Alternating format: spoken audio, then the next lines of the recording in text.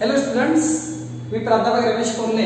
आजच्या या लेक्चर मध्ये आपण अकाउंटिंग कन्सेप्ट स्टडी करणार आहोत। So dear students, accounting concept या FY BCom स्टुडंट्स, त्याचबरोबर 11th स्टँडर्ड स्टुडंट्स आणि CA फाउंडेशन ची तयारी करणाऱ्या सर्व स्टुडंट्स साठी अतिशय महत्त्वाचा भाग आहे।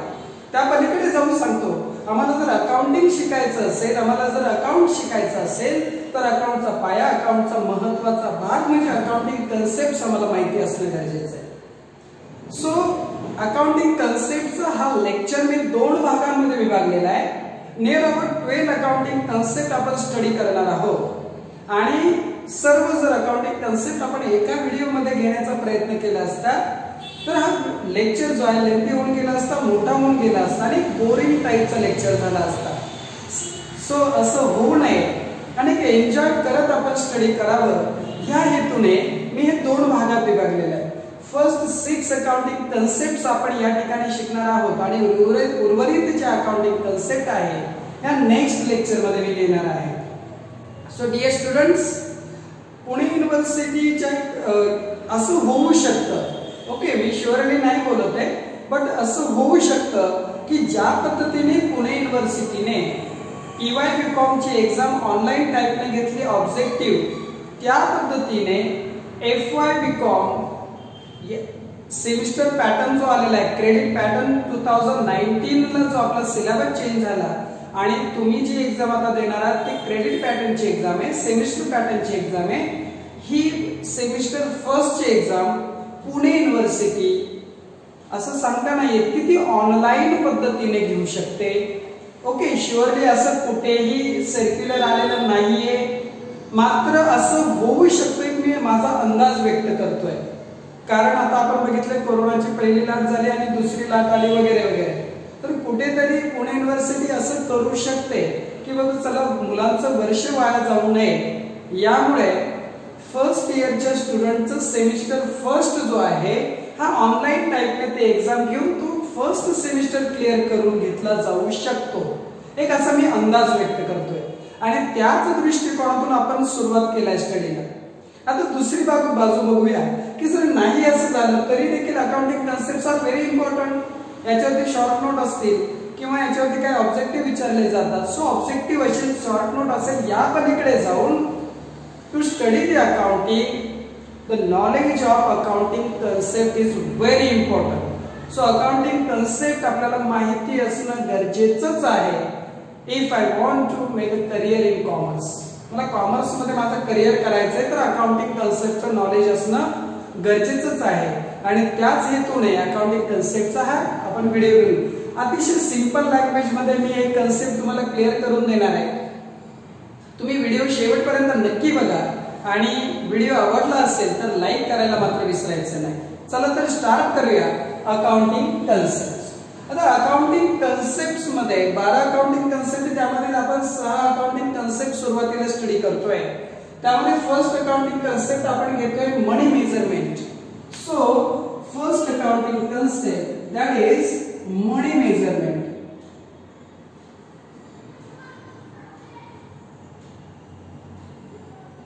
Money measurement concept, okay. So आज आपण 6 अकाउंटिंग कन्सेप्ट डिस्कस करतोय, त्यातली पहिली आहे money measurement concept. So what is money measurement concept? बघा आपण एक वर्डचा अर्थ समजून घेऊया। मनी, मनी मीन्स पैसा, ओके, पैसा बोलता है आपको पता है। सो मनी मीन्स पैसा, मेजरमेंट म्हणजे मूल्यमापन, ओके, त्याची मोजणी किंवा त्याचं मूल्यमापन। So money measurement concept. So all transactions, okay, all transactions must be measured in term of money, that is money measurement concept। आम्ही जे आमच्या अकाउंट मध्ये जेवढे काही ट्रान्झॅक्शनचं रेकॉर्ड करणार आहोत त्या सर्व ट्रान्झॅक्शनचं रेकॉर्ड आम्ही तेव्हाच करू जेव्हा त्याचं मूल्यांकन, त्याचं व्हॅल्युएशन, त्याची मेजरमेंट हे पैशात केलेलं असेल। सो मनी मेजरमेंट काय सांगतं? All transaction must be recorded in term of money. काय की सर्व ट्रान्झॅक्शनचं आम्ही रेकॉर्ड जेव्हा करणार आहोत त्याचं व्हॅल्युएशन, त्याचं मेजरमेंट आम्ही मनी म्हणजे पैशांमध्ये करणार आहोत। ओके, हे लक्षात घ्या. This is very important concept. So all transaction must be recorded in term of money. एक एक्झाम्पल घेऊया आपण की जी जुनी वस्तू विनिमय पद्धत होती, तुम्हाला माहिती असेल की पूर्वीची वस्तू विनिमय पद्धतीमध्ये काय व्हायचं की एक व्यक्ती दुसऱ्या व्यक्तीला आपल्याजवळ असणारी वस्तू द्यायचा आणि दुसऱ्या व्यक्तीपासून ती वस्तू घ्यायचा. या पद्धतीत त्याला बार्टर ट्रान्झॅक्शन आपण म्हणतो, वस्तू विनिमय पद्धत म्हणतो.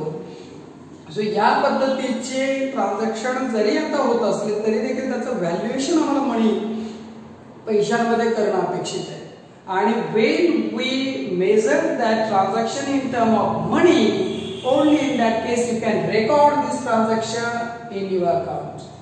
तुम्ही जेव्हा एखाद्या ट्रान्झॅक्शनचं मूल्यांकन हे पैशांमध्ये करू शकता तेव्हाच त्याचं रेकॉर्ड करणार. क्लियर आहे? So barter transaction can not be recorded in account. जे जुन्या काळामध्ये वस्तू विनिमय पद्धत चालायची अशी वस्तू विनिमय पद्धती आम्ही इथे घेऊ शकत नाही. हा मात्र बघा, आम्ही एखादी वस्तू देतो त्या मोबदल्यात वस्तूच घेतो. तुम्ही म्हणाल की सर बिझनेस मध्ये असं ट्रान्झॅक्शन होऊ शकतं की बाबा आम्ही एका आमच्या जवळ असणार म्हणजे फॉर एक्झाम्पल आम्ही टाटा मोटर्सचं एक्झाम्पल घेऊया की आमच्या टाटा मोटर्सने 10 कार्स 10 कार या MRF ला दिल्या आणि त्या कारच्या मोबदल्यामध्ये त्यांनी टायर्स घेतले. आता तुम्ही म्हणाल सर हे तर वस्तू विनिमय पद्धत झाली, मग हे रेकॉर्ड नाही करायची का? असं होणार नाहीये. आम्ही 10 कार एक दिलाय MRF ला आणि MRF पासून जर आम्ही टायर घेतोय तर आम्ही 10 टायर नाही घेणार आहे. ओके, आम्ही काय करणार, आमच्या 10 कारची व्हॅल्यू किती आहे ते आम्ही त्या पद्धतीने MRF ला कळू की बाबा आमच्या 10 कारचं व्हॅल्यू झालं 1 करोड रुपीज आणि 1 करोड रुपीजचे व्हॅल्यूची टायर्स आम्हाला सप्लाय करा. म्हणजेच या ठिकाणी ही वस्तू विनिमय पद्धत नाही.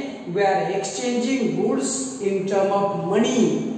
आपण याचं पैशांमध्ये मूल्यांकन करतोय आणि ज्या ज्या ट्रान्झॅक्शनचं आम्ही पैशांमध्ये मूल्यमापन करू शकतो, ज्याचं आम्ही पैशांमध्ये मोजणी करू शकतो, असे सर्व ट्रान्झॅक्शन या ठिकाणी तुम्ही बिझनेस मध्ये रेकॉर्ड करू शकता.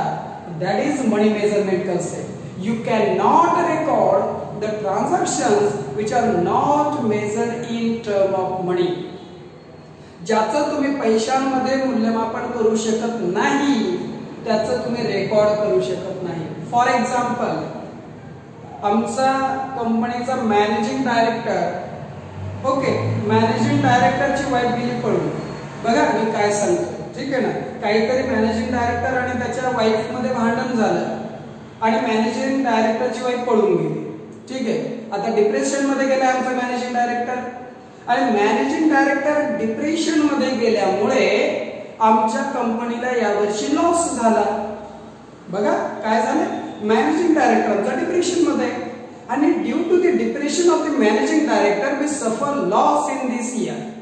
आमच्या कंपनीला लॉस झाला. आता लॉस झाल्याचं कारण आम्हाला माहिती आहे काय की बाबा आमचा मॅनेजिंग डायरेक्टर डिप्रेशन मध्ये होता आणि त्या डिप्रेशनमुळे त्याने योग्य वेळी योग्य डिसिजन घेतले नाही हे आम्हाला माहिती आहे.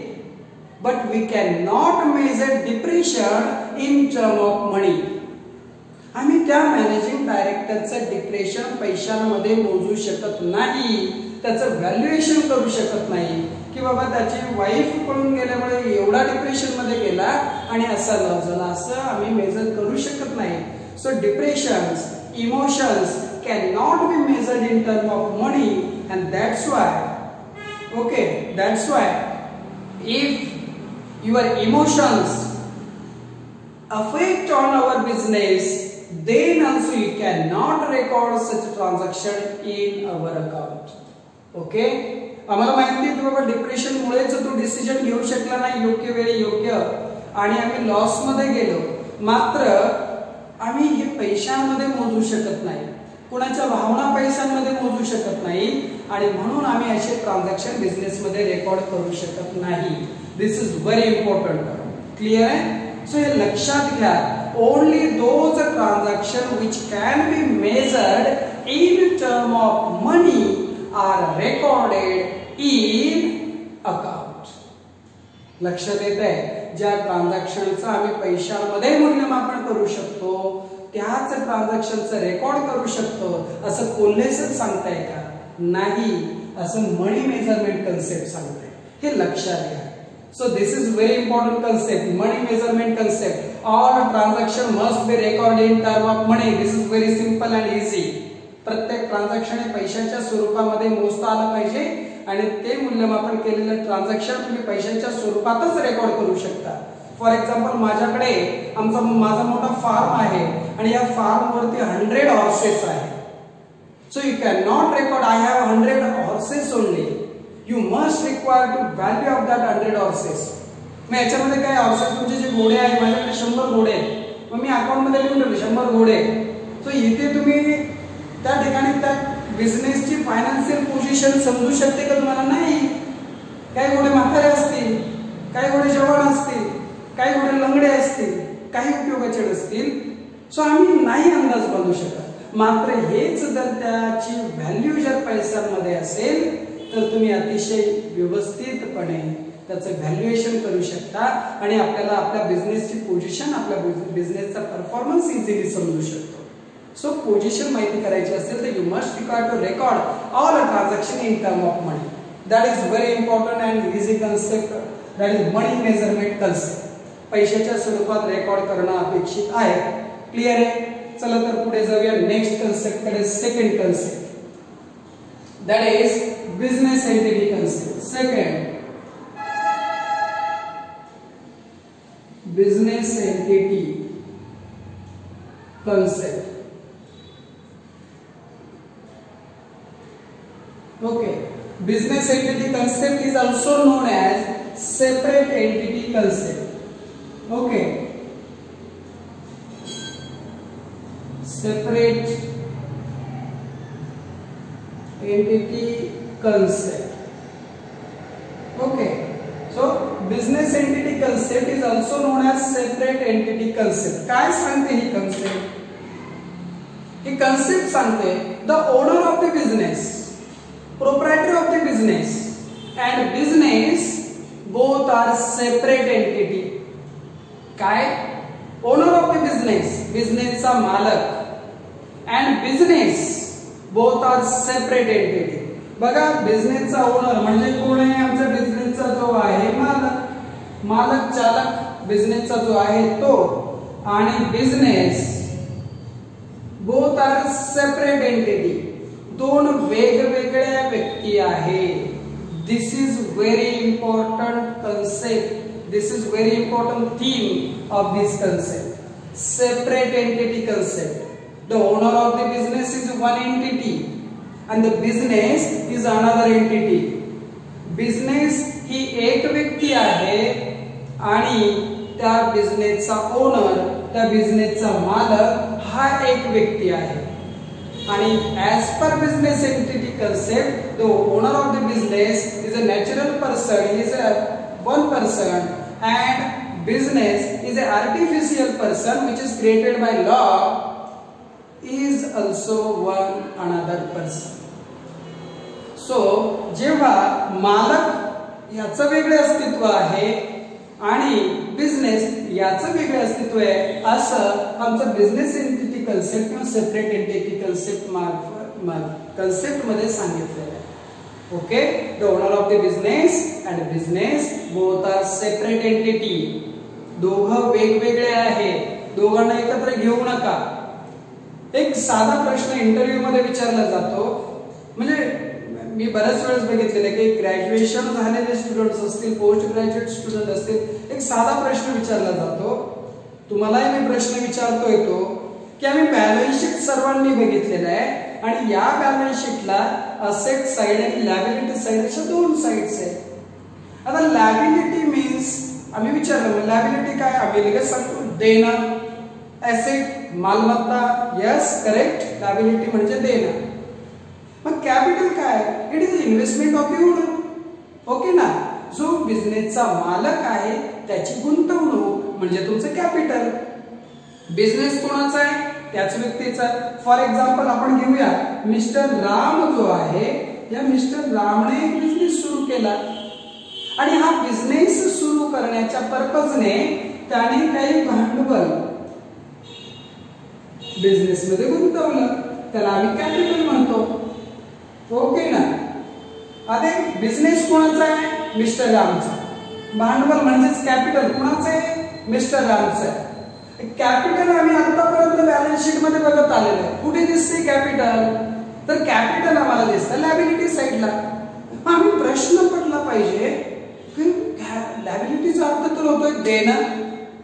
जर लायबिलिटीचा अर्थ देणं होतं तर हे कॅपिटल कोण कोणाला देणं लागतंय? ओके. आणि याचं उत्तर आमची बिझनेस एंटिटी कन्सेप्ट म्हणजे सेपरेट एंटिटी कन्सेप्ट देते. काय सांगते आमची बिझनेस एंटिटी कन्सेप्ट? काय सांगते आमची सेपरेट एंटिटी कन्सेप्ट? की ओनर ऑफ द बिझनेस म्हणजे मिस्टर राम अँड बिझनेस, त्या बिझनेस मिस्टर रामच्या बिझनेस आहे आर लिमिटेड. ओके ना. मिस्टर रामच्या बिझनेसचं नाव आहे R limited. So R limited is a company and Mr. Ram is owner. Both are separate entity. So business हे कॅपिटल देणं लागतो कोणाला? मिस्टर रामला. आणि म्हणून कॅपिटल हे लायबिलिटी साइडला दिसतं. ओके. कोणती कन्सेप्ट सांगते असं? Accounting concept. अकाउंटिंग कन्सेप्ट सांग बिझनेस एंटिटी कन्सेप्ट असं सांगते की बाबा mister Ram, yes no doubt R limited, तू ओनर आहे आर लिमिटेडचा, तुझी कंपनी आहे, तू मालक आहे आणि ही गुंतवणूक देखील तुझी आहे. मात्र as per business entity concept, Mr. Ram, who is owner of the business, and R Limited business, both are separate entity. दोन वेगवेगळे आहेत आणि म्हणूनच बिझनेस जी गुंतवणूक आहे कॅपिटल हे देणं लागतो मिस्टर रामला आणि म्हणून आम्ही लायबिलिटी साइडला ते रेकॉर्ड करतोय. Business entity concept. Okay. Any product, okay, any goods withdraw by the owner, any goods taken over by the owner. कोणते goods? माल. any goods taken over by the owner. मालकाने एखादा गुड्स जो माल आहे तो घरी घेऊन गेला तर आम्ही ड्रॉइंग म्हणतो आणि कॅपिटल म्हणतो मायनस करतो. लक्षात येते? कारण ते गुड्स जे आहे तो माल जे आहे दिस इज प्रॉपर्टी ऑफ बिझनेस आणि बिझनेस इज सेपरेट एंटिटी. मग तुम्ही बिझनेसची मालमत्ता ओनर त्याच्या पर्सनल पर्पजने घरी घेऊन जातोय, बिझनेसच्या हेतूने नाही. पर्सनल यूज साठी जर तो घरी घेऊन जातोय तर आम्ही त्याला ड्रॉइंग्स म्हणतो. Okay. Anything of the business. Okay. बिझनेसच्या मालकीची कोणतीही गोष्ट म्हणजे गुड्स असतील, मनी असेल, असेट असेल, that is withdraw by the owner for personal use, that is drawing. आणि आम्ही ड्रॉइंग काय करतो? यातनं लेस करतो, कॅपिटल कमी करतो. कारण बिझनेस मधनं बिझनेसच्या मालमत्ता ओनर पर्सनल यूज साठी घेऊन गेलेला आहे. आम्ही आजपर्यंत असं विचारच केला नाही का मायनस करतोय. हा ओनर आहे, बिझनेस आहे, त्याचाच आहे. Just because of business entity concept, separate entity concept एकच आहे हे लक्षात घ्या. Business entity concept means separate entity concept. Okay. Because here this concept says that owner of the business and business both are separate entity. दोन वेगवेगळे आहेत आणि when you keep owner separate from your business only then you can find out proper profit or loss of your business. तुमच्या बिझनेसचा performance perfect तुम्हाला तेव्हाच कळेल जेव्हा तुमचा ओनर आणि बिझनेस तुम्ही वेगवेगळे ठेवा. मी नेहमी माझ्या स्टुडंट्सला उदाहरण देत असतो की मी छोटासा एक ड्रायफ्रूटचं शॉप टाकलेला आहे आणि या ड्रायफ्रूटच्या शॉप मध्ये आता दिवाळी झाली तुम्हाला माहिती आहे सर्वांना आणि माझे खूप रिलेटिव्ह झाले आणि सर्वजण त्याच्यातून घेताय आणि एंड ऑफ द पिरियड मी घरातही त्याच वस्तू पण एंड ऑफ द पिरियड मला प्रॉफिट शोधायचं आहे. It's not easy to find out the proper profit. Okay, so you cannot find out proper performance of your business. So if you want to find out the perfect performance, that is profit or loss of your business, you must require to keep separate, that is owner of business and business, both you require to keep separate. असं कोण सांगते? Business entity concept. आणि म्हणून drawing असेल, capital असेल, कॅपिटलला liability म्हणतो आम्ही, देणं आहे, बिझनेस देणं लागतो ओनरला. ड्रॉइंग कॅपिटल मधलं मायनस होतं, त्याचं भांडवल कमी होऊन जातं. बिझनेस कमी देणं म्हणजे बिझनेसचं देणं कमी कमी होत जाणार आहे, कारण हा बिझनेस मधून स्वतः यूज साठी घेऊन जातोय. हे लक्षात घ्या. एक समराइज करतो मी आणि पुढे जाऊया आपण. बिझनेस एंटिटी कन्सेप्ट काय सांगते? Business entity concept, owner of the business and business both are separate entity. त्या व्यवसायाचा मालक आणि व्यवसाय ह्या दोन वेगवेगळ्या व्यक्ती आहेत. ओके. ओनर म्हणजे मालक is a natural person. Okay. आणि business is a artificial person. दोन वेगवेगळे आहेत, हे लक्षात घ्या. क्लिअर आहे? एकत्र करू नका. पुढे जाऊया. नेक्स्ट थर्ड कन्सेप्ट कडे आले आपण, वळूया. So third concept, that is dual aspect.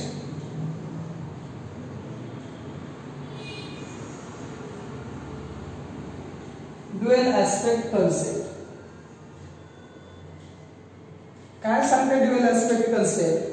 So as per dual aspect concept, every debit there is a corresponding credit, short but sweet. Okay, every debit there is corresponding credit. Debit debit debit, credit credit credit. आम्ही ऐकत आलेलो आहोत. So debit, प्रत्येक डेबिटला त्याच व्हॅल्यूचं, त्याच अमाउंटचं corresponding credit असणं गरजेचं आहे, आणि याला आम्ही ड्युअल ऍस्पेक्ट म्हणतो. This concept is based on double entry bookkeeping system. So double entry bookkeeping system याचा फार महत्त्वाचा भाग म्हणजे dual aspect. So dual aspect concept काय सांगते? Dual aspect concept, every debit there is a corresponding credit. प्रत्येक डेबिटला त्याच अमाउंटचं क्रेडिट असणं गरजेचं आहे, आणि तरच अकाउंटिंग रेकॉर्ड्स हे प्रॉपर आणि योग्य पद्धतीने असतील. अदरवाइज मी नेहमी स्टुडंट म्हणतो की बाबा तुम्ही अकाउंट लंगडं जर करून ठेवलं, डेबिट दिलं 10,000चं, क्रेडिट मारलं आहे 8,000चं, तर या ठिकाणी कुठे तुमचा टॅली होऊ शकत नाही. आणि एक लक्षात घ्या स्टुडंट्स, तुम्हाला इंटरव्ह्यू मध्ये प्रश्न विचारला जातो, म्हणजे मी तर नेहमी विचारतो माझ्या स्टुडंट्सला प्रश्न की बॅलन्स शीट का टॅली होतं. एक साधा प्रश्न आहे की मी असंच एका एमकॉमच्या वर्गावरती लेक्चर घेत होतो आणि स्टुडंट्सला विचारलं बॅलन्स शीट का टॅली होतं. ओके ना. सो स्टुडंट्सने मला मजेशीर उत्तर दिले. जर तुमच्या ऍडजस्टमेंट सर्व क्लिअर असतील तर बॅलन्स शीट टॅली होणार आहे. ओके. जर तुमचे सर्व रेकॉर्ड व्यवस्थित केलं तर तुमचं बॅलन्स शीट टॅली होणार आहे. अशा म्हणजे आमचं मास्टर डिग्री करणारा विद्यार्थी जर असं बोलत असेल तर कुठेतरी एक वाईट वाटतं. एक लक्षात घ्या डिअर स्टुडंट्स, इंटरव्ह्यू मध्ये तुम्हाला असा प्रश्न विचारला जाऊ शकतो की बाबा बॅलन्स शीट का टॅली होतं. सो आन्सर लक्षात घ्या, just because of dual aspect concept, double entry bookkeeping system. आणि double entry bookkeeping system it is dual aspect concept. आपण जी अकाउंटिंग सिस्टीम अडॉप्ट केली आहे that is double entry bookkeeping system. Okay. आणि ही accounting concept आहे तेच सांगते काय, dual aspect, every debit there is corresponding credit. आणि due to the double entry bookkeeping system म्हणा तुम्ही किंवा ड्युअल ऍस्पेक्ट कन्सेप्ट म्हणा, ह्या कारणाने तुमचं बॅलन्स शीट टॅली होतं. लक्षात येतंय? Just because of dual aspect concept तुमचं बॅलन्स शीट टॅली होतो. Because every debit there is a corresponding credit. आम्ही जर डेबिटला 10,000 टाकतोय, क्रेडिटला 10,000 टाकतोय, तर बॅलन्स शीट टॅलीच होणार आहे. हे लक्षात घ्या. सो ड्युअल ऍस्पेक्ट कन्सेप्ट म्हणजे डबल एंट्री बुककीपिंग सिस्टीम मुळे आपला बॅलन्स शीट टॅली होतो. Very important thing. सो आपण आपल्या कन्सेप्ट कडे येऊया, dual aspect concept. So dual aspect concept means every debit there is a corresponding credit. हे साधी थीम लक्षात घ्या. त्याचबरोबर आम्ही जर आमच्या बॅलन्स शीटचा विचार केला तर बॅलन्स शीट मध्ये आम्हाला या पद्धतीने लायबिलिटीज असतील किंवा असेट्स असतील असे दिसतात। आणि आताच आपण म्हटलं टॅली का होतं, dual aspect concept double entry bookkeeping system मुळे हे टॅली होतं। आता कशा बघा फॉर्म्युला ड्युअल ऍस्पेक्ट कन्सेप्टचा त्यालाच आपण अकाउंटिंग फॉर्म्युला किंवा अकाउंटिंग फॉर्म्युला म्हणूया। अकाउंटिंग फॉर्म्युला कसा आहे बघा, capital is equal to assets minus liabilities. Okay, हे लक्षात घ्या। This is your accounting equation. Okay, it is completely based on the dual aspect concept, double entry bookkeeping system. Clear? So dual aspect concept means every debit there is corresponding credit. आपण वारंवार मी मुद्दा म्हणून तुमच्यापर्यंत पोहोचवण्याचा प्रयत्न करतो। आणि हे अकाउंटिंग इक्वेशन काय, capital is equal to assets minus liability किंवा असेट्स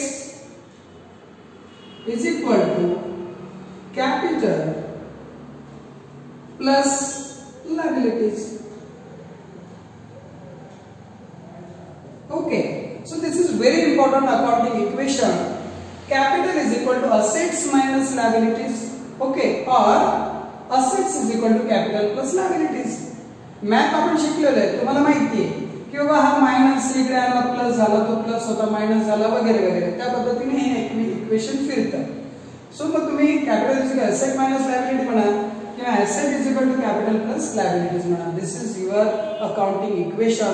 लक्षात ठेवायचं, व्हेरी इम्पॉर्टंट। क्लियर आहे? So this is accounting equation. Dual aspect concept म्हणजेच प्रत्येक ट्रान्झॅक्शनचे तुम्हाला दोन इफेक्ट रेकॉर्ड करणं अपेक्षित आहे।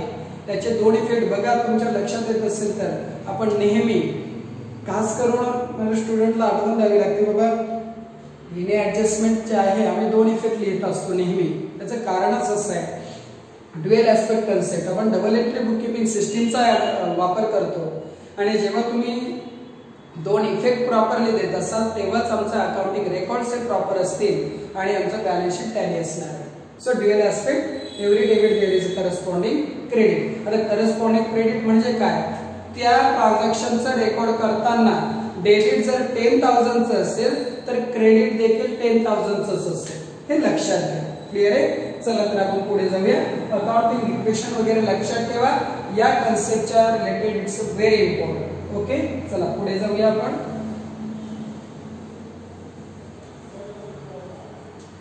Fourth accounting concept that is very easy, periodicity concept.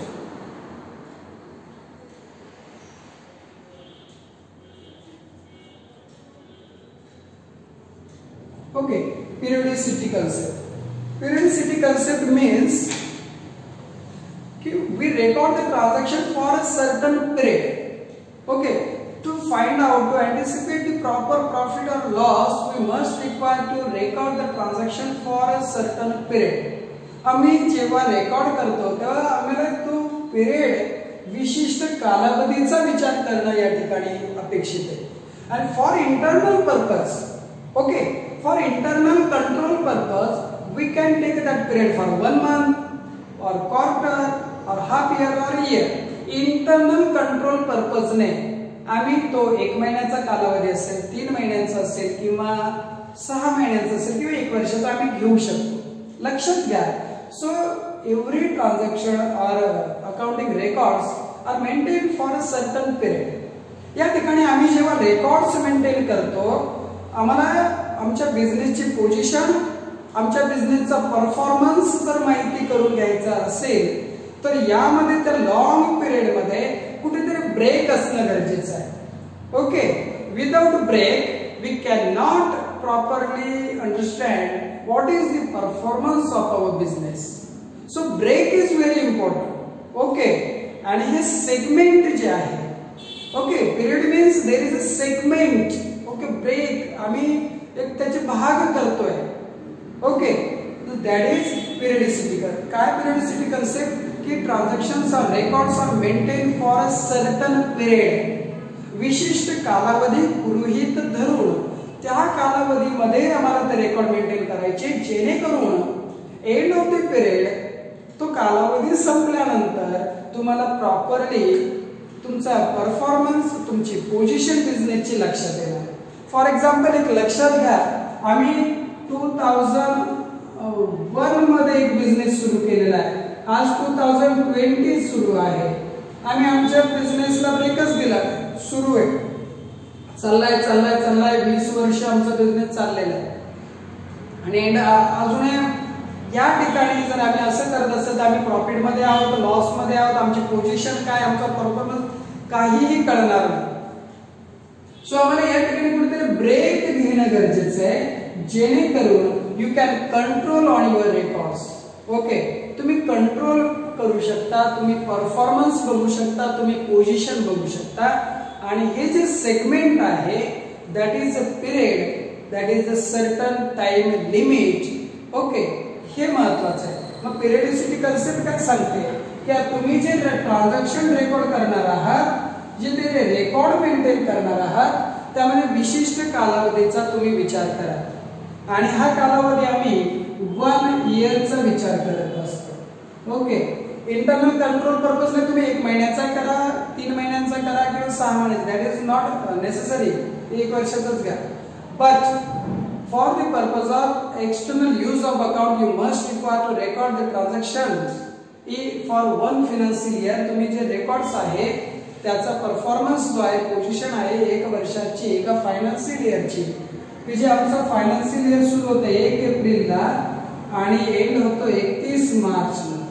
This is your 1 financial year, it is a period of your account. आणि या period मध्ये तुमचे ऑल जो काय परफॉर्मन्स आहे, ओके, हा तुमच्या लक्षात येणार आहे. क्लियर आहे?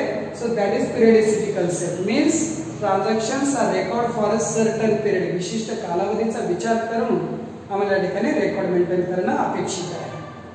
Okay, that is periodicity concept. Next concept कडे आपण वळूया, that is realization concept.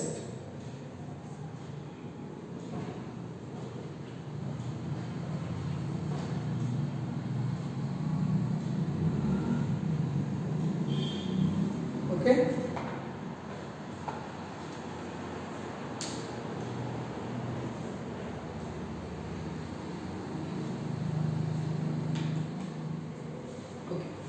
So realization concept. Realization concept says that you can record the accounting transactions only when it is occurred. लक्षात घ्या की आम्ही या ठिकाणी अकाउंटिंग रेकॉर्ड्स जे आहे तेव्हाच आम्ही रेकॉर्ड करू शकतो जेव्हा ते ऍक्च्युअली घडते. लक्षात येते? म्हणजे for example, when any services or any goods are purchased by the purchaser, in that case you can record that transaction. बघा काय म्हणते रिअलायझेशन कन्सेप्ट, प्रॉफिट और loss are generated only when it is realized. The transactions are happened.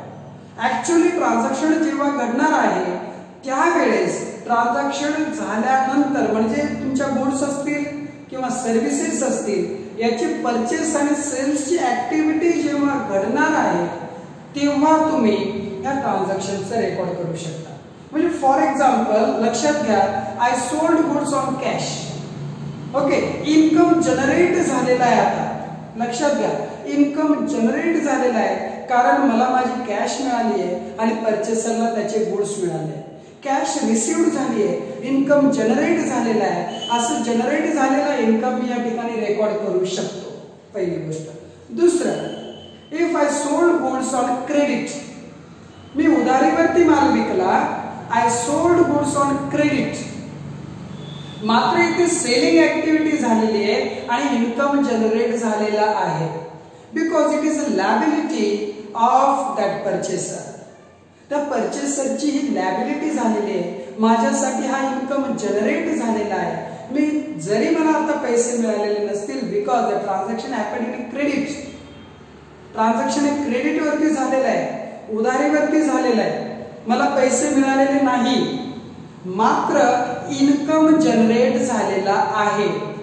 कारण तो जो purchaser आहे त्या परचेसरच्या डोक्यावरती लॅबिलिटी क्रिएट झालेली आहे आणि म्हणून हे ट्रान्झॅक्शन देखील मी या ठिकाणी रेकॉर्ड करू शकतो. सो लक्षात घ्या, only those transaction are recorded in these books of account where the actual income is generated. Actual profit or loss revenue is generated. ज्या ठिकाणी तुमचा इन्कम जनरेट होणार आहे ते ट्रान्झॅक्शनची तुम्ही रेकॉर्ड करू शकता. ते गुड्स रिलेटेड असेल, सर्व्हिसेस रिलेटेड असेल, या ट्रान्झॅक्शन इन्कम जनरेट झाला तुम्ही रेकॉर्ड करू शकता.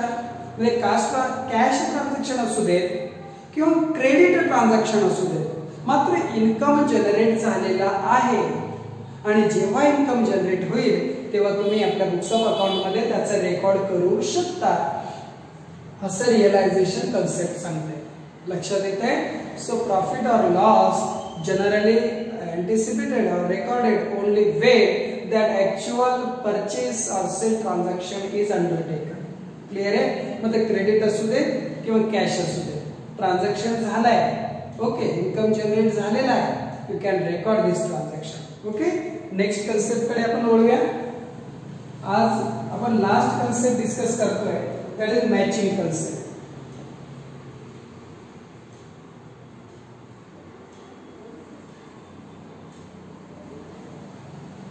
मॅचिंग नाम में सब कुछ है. मॅचिंग तर फार आवडता विषय सर्वच मुला मुलींचा खास करून.